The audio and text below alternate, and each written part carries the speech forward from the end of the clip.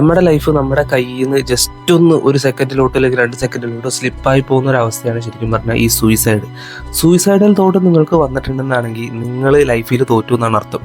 സത്യം പറഞ്ഞിട്ടുണ്ടെങ്കിൽ ഈ സൂയിസൈഡ് കൊണ്ട് പലരും വിചാരിക്കുന്ന ഒരു കാര്യം എന്ന് വെച്ചാൽ പെട്ടെന്ന് രക്ഷപ്പെട്ടു പോകാം, എസ്കേപ്പ് ആവാന്നുള്ളതാണ്. ശരിക്കും പറഞ്ഞാൽ നിങ്ങൾ എസ്കേപ്പ് ആവുന്നില്ല, അവിടെയാണ് ശരിക്കും പറഞ്ഞ പ്രശ്നങ്ങളൊക്കെ സ്റ്റാർട്ട് ആവുന്നത്. ഫോർ എക്സാമ്പിൾ, നിങ്ങൾക്കൊരു 4-5 കോടി രൂപ കടമുണ്ട് ആൻഡ് നിങ്ങൾ തീരുമാനിക്കുകയാണ് നാളെ പോയി സൂയിസൈഡ് ചെയ്യാം. കാരണം ഈ ഒരു പ്രശ്നങ്ങളിൽ നിന്നൊക്കെ, ഈ ഒരു മെൻ്റൽ സ്ട്രെസ്സിൽ നിന്നൊക്കെ നമ്മൾ രക്ഷപ്പെടുമല്ലോ.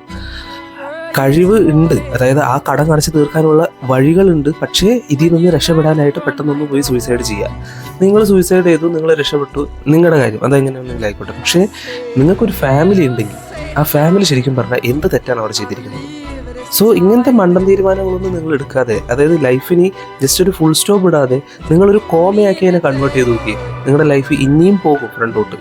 മീൻസ് കുറച്ച് ബുദ്ധിമുട്ടുകളുണ്ടാവും, പക്ഷേ അതിനെ ഓവർകം ചെയ്യാനായിട്ട് നിങ്ങൾ പഠിക്കുക. സൂയിസൈഡ് ഒരിക്കലും ഒരു എസ്കേപ്പ് അല്ല. സോ അതുകൊണ്ട് തന്നെ നിങ്ങൾ ഇത്തരത്തിലുള്ളൊരു മണ്ടൻ തീരുമാനങ്ങളൊന്നും എടുക്കാതെ അതിലോട്ടൊന്നും പോവാതിരിക്കുക മാക്സിമം.